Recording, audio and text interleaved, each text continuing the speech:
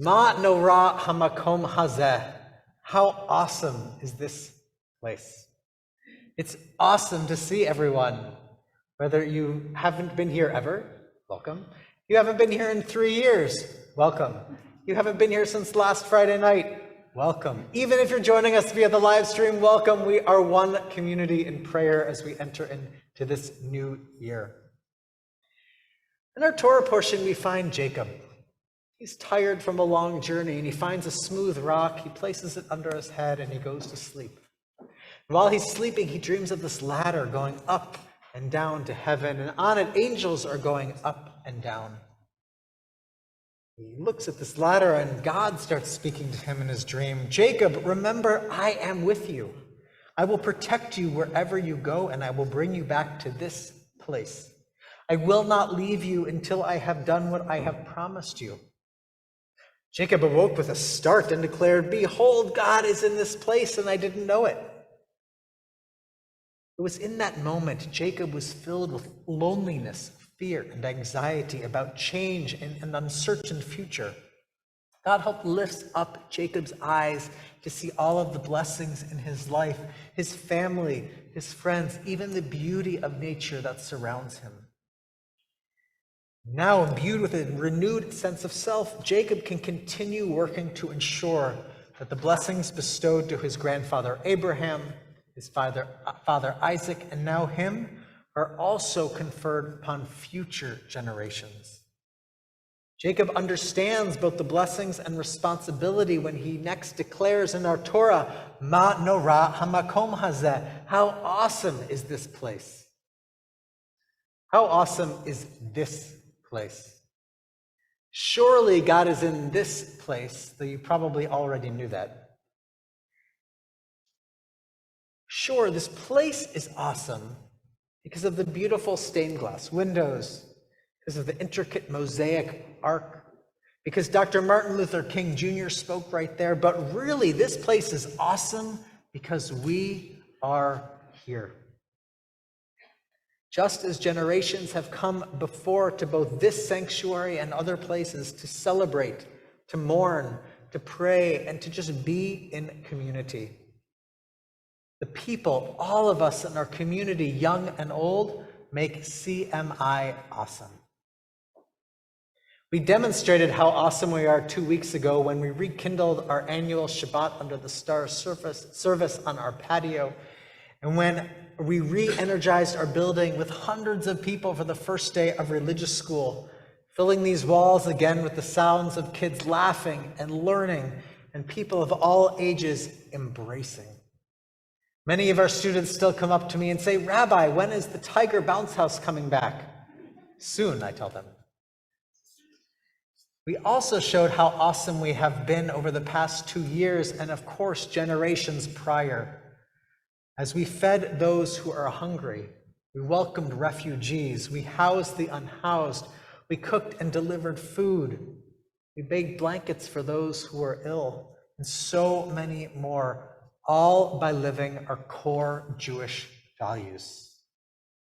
Tonight, we're back to begin the year 5783 and declare, Ma nora hamakom hazeh. How awesome is this place? Other places can be awesome too, I guess.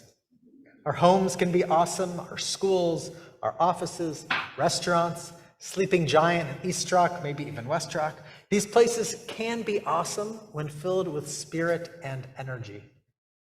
When we pause to say, how awesome is this place, we engage in the Jewish practice called Hakarat HaTov, recognizing the good.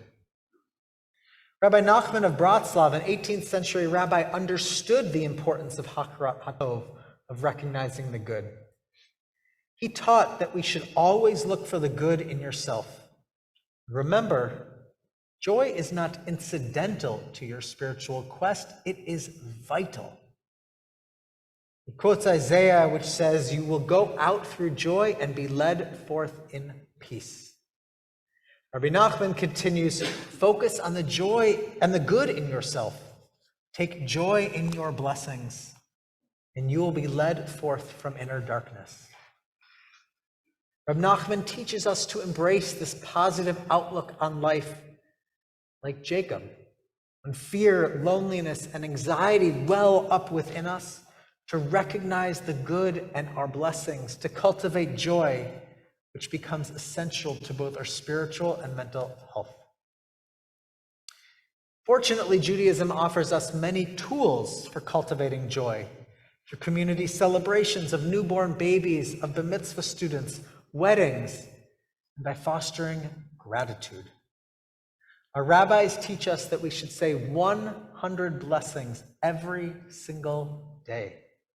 And whether we use the formulaic Baruch Atah Adonai, or we simply say, wow, gratitude can help us internalize the blessings in our lives. Gratitude can also help us see that our ancestors worked hard to provide us with a solid foundation as well. Recognizing these gifts from our ancestors can motivate us then to secure our children's future so that they can in turn say, Ma nora hamakom hazeh, how awesome is this place? According to our 12th century commentator Rashi, that same place where Jacob laid his head on that stone is the same place we will read about tomorrow morning where Abraham sought to bind Isaac. It's in turn the same place where our two majestic holy temples stood in Jerusalem. Today, the space upon that top, we can go visit as we approach the Western Wall in Jerusalem. For 2,000 years, we can feel the limestones. We can put notes in the cracks and stand where the ancient Israelites once stood. Picture for a moment, if you will, the year 4022. Will the Western Wall still exist in another 2,000 years? Will future generations still put prayers of hopes into the cracks in that wall? 4022, as far away as that seems, is the same distance in the future as we are to when the temples were destroyed in Jerusalem. This exercise, of course, generates an avalanche of additional questions. What will our descendants read in their history books about this time period, just as we learn about the time of the temples? Will they, like us, teach stories of destruction and rebirth? Will they teach about a climate catastrophe or about a courageous effort that saved our planet? Will they even be standing here on planet Earth? I borrowed this exercise from author Ari Wallach, who wrote the book Long Path, Becoming the Great Ancestors Our Future Needs. Wallach reminds us that we are part of something bigger than ourselves, and that while our own time is finite, we need to become the great ancestors our descendants need us to be. Wallach encourages us to embrace a model of living he calls long path, which helps us start thinking and feeling beyond our individual lifespans and to the impact we will have on future generations.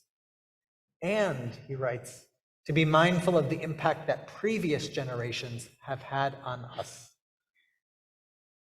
Wallach further wrote in the Jewish Telegraph this summer about how his long path mantra was intertwined and inspired by his Jewish identity, especially the memory of his father who was a Holocaust survivor. Wallach explains that the long path mantra is rooted in Judaism because Jews always look to the past to inform their future. Judaism teaches we don't need some monumental lift, we just need to recognize how even one small action can have a massive long-term effect. An idea codified in our Mishnah 2,000 years ago with the phrase, Lo alecha hamlacha ligmor, velo ata ben chorin lihi batal mimena. It is not your duty to finish the work, but neither are you free to refrain from it. This idea of working for our future can be found in a Talmudic parable about a man named Choni. One day, Choni was walking along the road when he saw a man planting a carob tree. Choni said to this man, "This tree, after how many years will it bear fruit?" The man said to Choni, "It will not produce fruit until 70 years has passed." Choni said to him, "Is it obvious that you will live for 70 years? That you expect to benefit from this tree?" Man replied to Choni, I found myself in a world full of carob trees. Just as my ancestors planted for me, I too am planting for my descendants. That simple act of planting one seed can transform a life, a community, even our world, so that we can say, Ma nora hamakom hazeh, how awesome is this place. Tomorrow morning when we return for services in the daylight, as you're parking your car and coming back to the entrance, I want you to take note of a carob tree that sits overhanging our parking lot. A reminder of how each generation of CMI members has strengthened the foundation for the future. In the spring and summer, you might recall seeing the seed pods that fall from the tree and watching kids giggle as they shake them like Gregors, the sound of the seeds inside. But wait, Rabbi, you're saying to yourselves, our building is 62 years old, and you just taught us that carob trees don't bear fruit for 70 years. Our Talmud did not mislead us.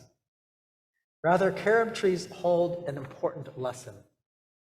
Female carob trees, it turns out, bear fruit in just 5 to 7 years, while male trees stay fruitless for 70 years, after which they go through this transformation and begin to bear fruit. If we plant a carob tree from just one seed, we do not know which we are planting, and therefore if the tree will bear fruit in 7 or 70 years. Just as this fact didn't prevent the man in the Talmud from planting seeds of hope, it shouldn't stop us either. Hakarat hatov, recognizing the good and becoming good ancestors, takes effort. On the high holy days, especially between now and Yom Kippur, we prepare for our new year by committing to be our best selves in the year to come. We return to these same tropes year after year because each of us is always on a lifelong journey to become our best selves, and to make our world more whole, filled with shalom. Just like carob trees, we seek lifelong transformation. And as our wonderful religious school principal, Michelle, pointed out to me, if in 70 years a tree can transform, so can we. It's never too late to engage in one action that can make our world better today and for the future. Even when our world might seem bleak, as we mourn the death of Roe v. Wade, as we witness a very fractured nation, rising anti-Semitism, a baseless war in Ukraine, climate change, and more, our tradition still obligates us to continue working to repair the world, even if we're not going to see the fruits of our labors ourselves. All we have to do is plant one seed at a time. Seeds of hope, determination, kindness, real seeds, of course, and seeds of joy. As we welcome the new year 5783, I pray that each one of us is able to recognize the good in our lives. That can give us the courage to build a better future today, so that tomorrow, the next day, and forever in the future, we can join with Jacob and say, Ma nora hamakom hazeh, how awesome is this place. Shana tova umituka, I wish you all a sweet, healthy, and awesome new year.